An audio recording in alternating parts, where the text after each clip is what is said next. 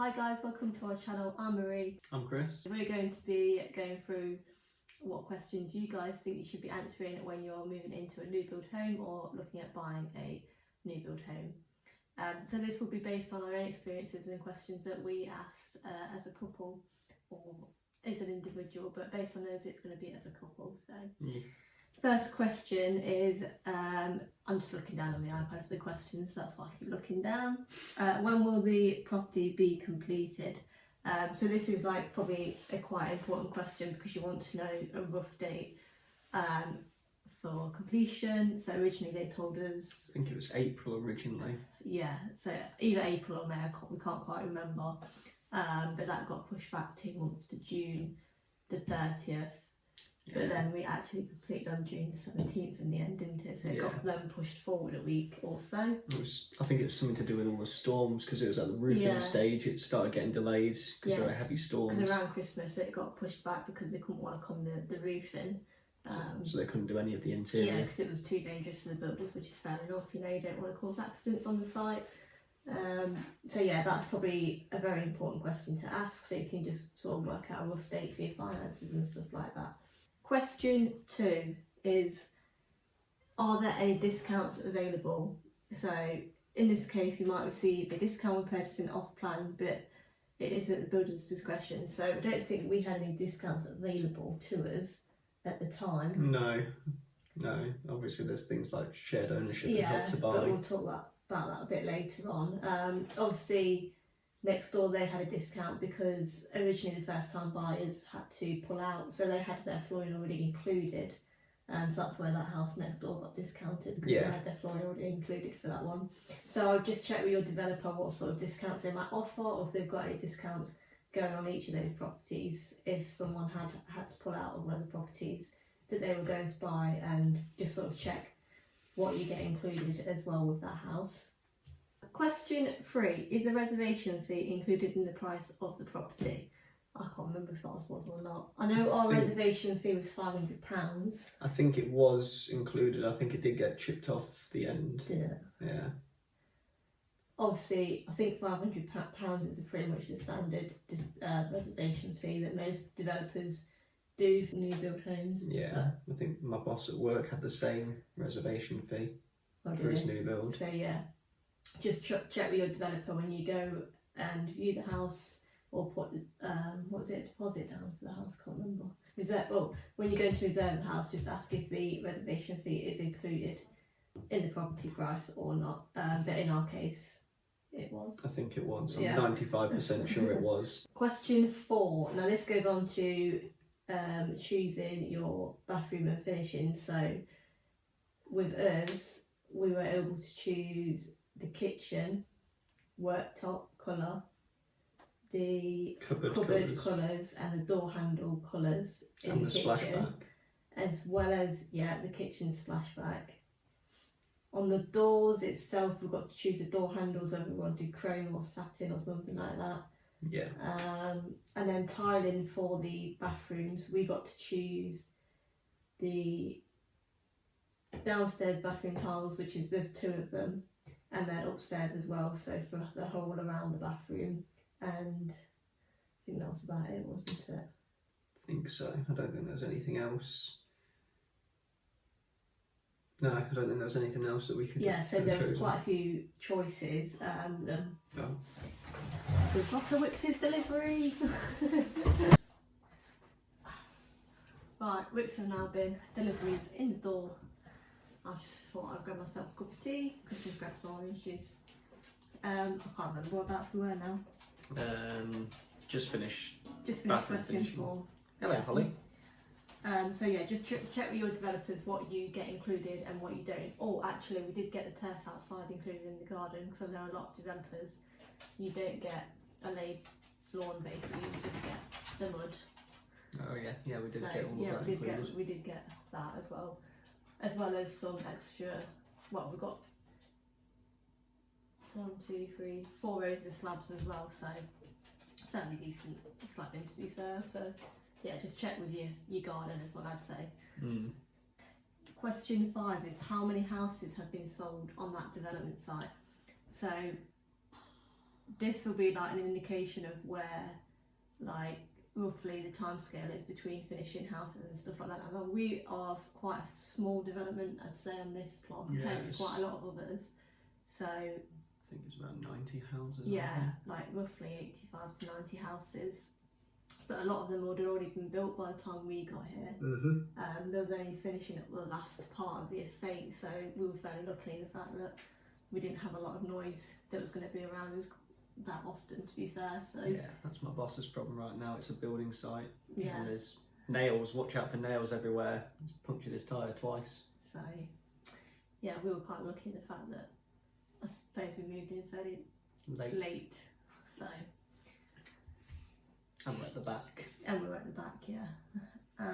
Question 6, can I have copies of the property plans, drawings, specifications and paperwork? We didn't get an actual copy in person ourselves, like we got a digital copy. We got a digital copy of the floor plans, and when we went down to reserve the house, she also pulled up sort of our area of the house and where our cut-off is, as well as like if any plants and stuff were protected on there, and also showing our garden if it had an incline or a decline, didn't it? Yeah. Which ours was basically flat, so it worked out even better that way for us, to be fair, because obviously we didn't know until we reserved it, and then she was like, oh, your garden's flat, so yeah. And the driveway was flat as well, so even better. Question 7, when will the access roads be completed? Depending on the size of the development, it's not always possible to complete some elements until the last unit has been built. This might include roadside plus public safety and so on. I mean, to be fair, like we say, when we got here, the access road had already been completed. The actual road itself hasn't been tarmacked, it's just had concrete laid on the floor essentially. So we're still waiting on the council to sign off the drains at the minute for our tarmac to be laid for the road. Yeah. But we don't know when that's going to be still. So just check with your developer if you're going to have access to party cars anywhere, essentially, if you're moving into your new build home by the time you're purchasing or completing. Question 8, who are the energy suppliers for the property? To be fair, we didn't actually know this one until we moved in, really. Yeah. Yeah, don't think we did. We didn't actually ask this one, to be fair, we probably should have done. Yeah. But when our first day we got here, there was an Eon smart meter reading on the side, so essentially it was with Eon. They've now converted to Eon Next. We decided to stick with that supplier mainly because of the energy ratings and stuff like that had changed. Yeah. And we weren't allowed to change anyway energy suppliers at the time because of all the crashes and stuff happening, so we stuck with them, and so far it's worked out pretty well. So yeah, but yeah, just check with your developer because it's something we didn't do. Again, you can switch suppliers if you need to or if you want to, so just use compare the websites like you switch. Question 9 is what the hell's that? Is there a long stop completion date? Long stop completion date is an extended period that follows on an anticipated date of legal completion. If the developer fails to complete and hand over the property within this period, the buyer has the right to terminate the contract. So this actually did start happening to my boss. Basically, if they don't, there could be a clause in the completion date where if they don't fulfil their end of the bargain, essentially, you can terminate the contract and move on to someone else. So if they're not completed the house within that time frame, you have the right to pull away. You have the right to pull away. Yeah. I think.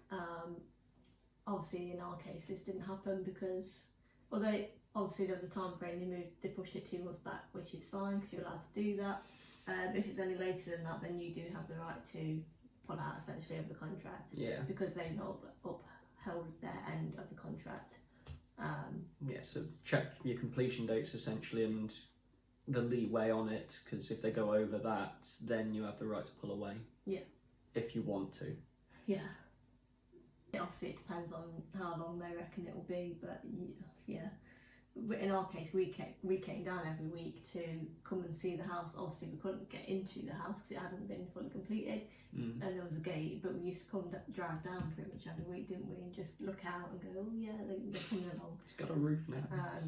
but then obviously we had access to a website as well, which told you which stage of the building you're at, whether it's foundation, you know, the roofing or whatever like that. So question 10, are there plans to extend the development? So some developers will have a plot size that they'll be building that's so many houses on, and in the future they may decide they want to build some more houses pretty much on a field or whatever next to them. In our case, They probably won't. they probably won't. They have the right to buy the land from the people who own it, but they would have to pay, I think it's 20k per plot to the council.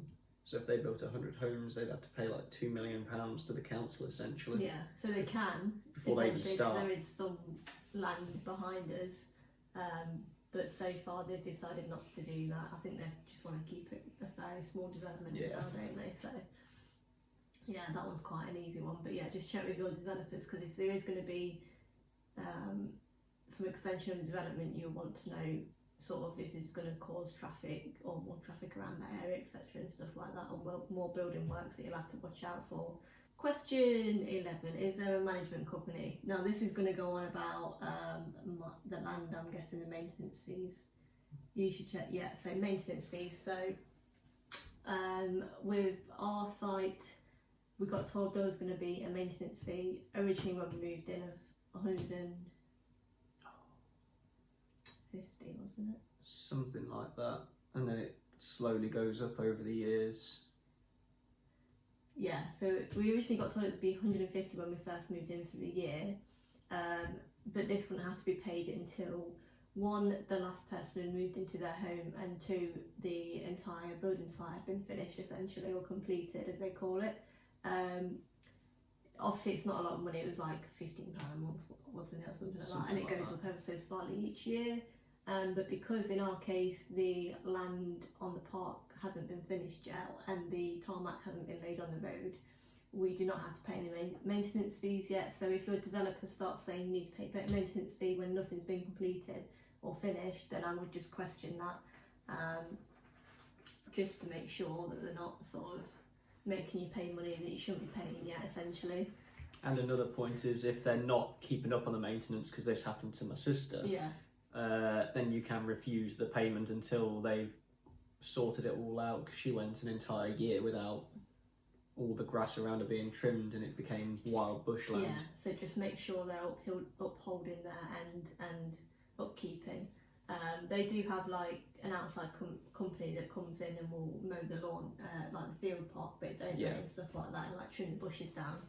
And they have actually just laid some like trees and stuff, haven't they, in there? So I think they're slowly getting there. So again, it's because it's been so cold, they're not really been able to do a lot with that park end, but the grass is, to be fair, getting there, isn't it? Yeah. So one of the parts that was quite wild has been trimmed down quite a bit now. It's getting there. Question 12, who are the developers? So this means like doing your research. Are they a well-known developer? Have you heard of them before? Have they got a good reputation?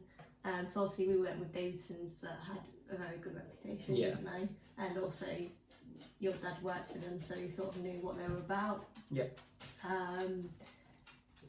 So I would just make sure that you check who developers are, do some reviews and research, and just make sure that the builders are up to scratch essentially. You know, they're not hiring just some random builder off the street to do their work or whatever. So what is Davidson's class as 5-star? I think they're 5-star builders, 5-star builders, so yeah, we went with the fairly high-end developers in our case.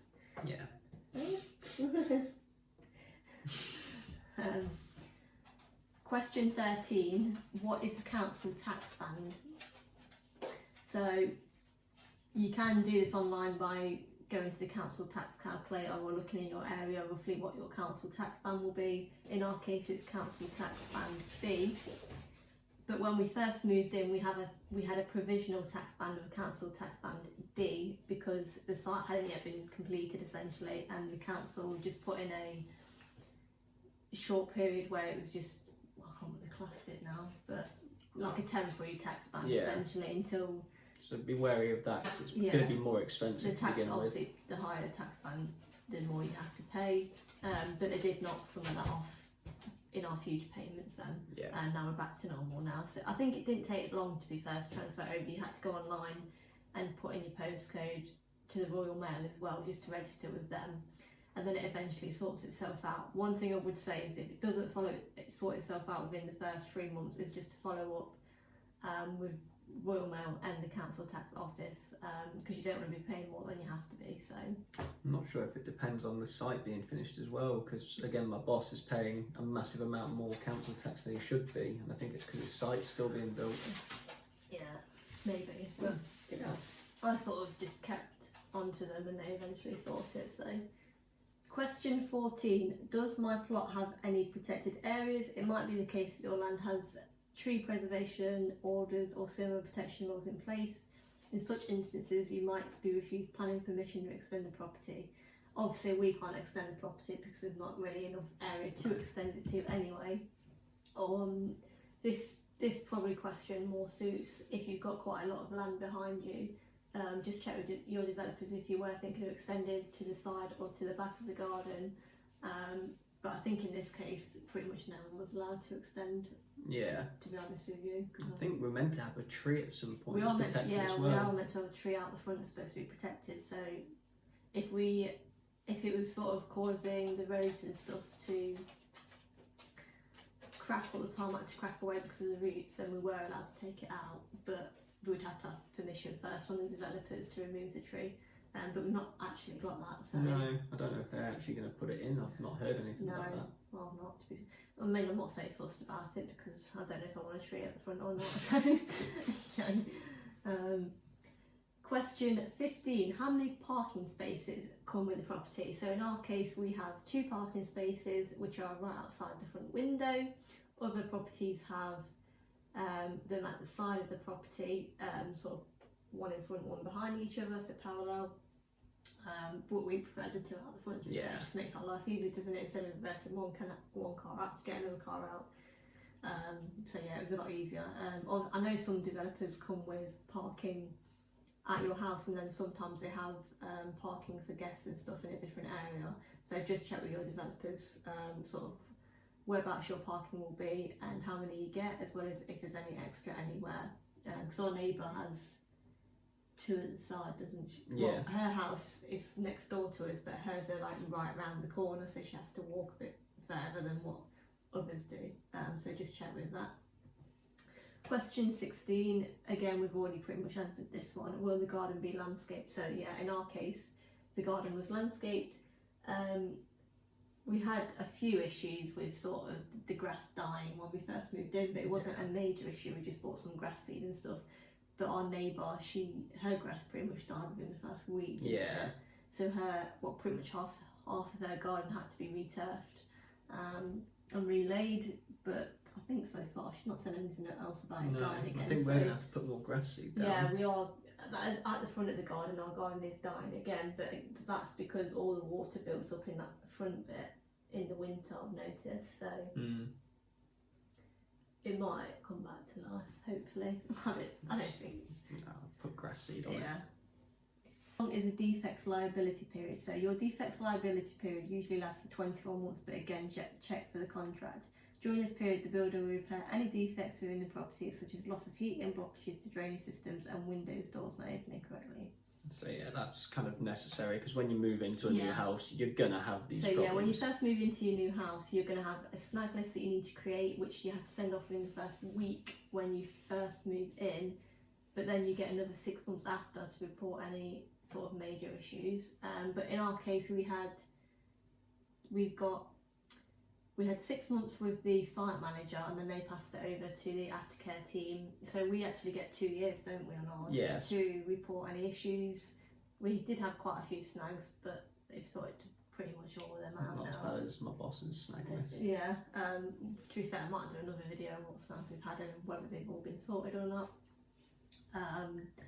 So yeah, just check how long your liability period is, because some are 24 months and some are 2 years, and ours was 2 years. So anything within that period, we can report it, and pretty much they come out within a week, don't they? Usually, yeah. Not that busy. Sometimes they ring you like, we can come today. Yeah, And if you're you've like, had cancellations and stuff like that, they'll ring us and be like, are you in? We can just come around and do it now.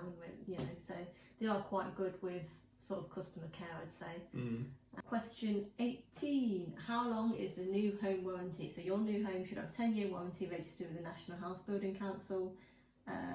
Cover usually starts from the time you exchange contracts and includes protection of deposit. So yeah, just check with your home when you first move in. Is it a 10-year NHBC warranty? Which obviously when you're first moving into your new home it should have. If the house has already been moved in before and you're moving into that home, it just depends how long they were living there as to how long you've got left on the house essentially. So say if we were living in this house for 5 years, we move out, someone else moves in it, they'll only have 5 years left on their NHSBC warranty essentially. But if the house hasn't been built yet and you're the first buyer, then it should have a 10-year warranty. Question 19. What's not covered by the warranty? So wear and tear, weather damage or problems resulting from maintaining the property. We did get a whole list sent through as to what is covered and what isn't covered. I think what isn't covered was the drain blockages that were caused by ourselves, as well as just some shifting in the, what do you call it, shifting in the house. Oh yeah, the cracks. Yeah, the cracking in the house. If it's less than £1 coin, then they won't come out and fix it. If it's more than £1 coin, they'll come out and replaster it and refix it.